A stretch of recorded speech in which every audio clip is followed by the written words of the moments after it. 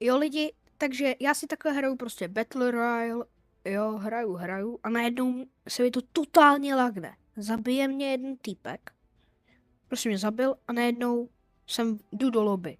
Fortnite se mi celý vypnul, zapínám to, dalo mi to asi 4krát error, já jsem to zapínal asi půl hodiny.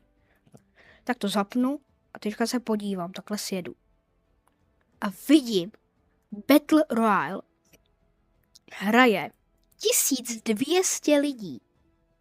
Reload Ranked Surf City hraje 32 lidí. Battle Royale Ranked hraje 156 lidí. A Blitz 17 lidí. A tady máme ještě Zero Buildy a ty jsou na tom asi z těch 5 her jsou na tom asi nejlíp.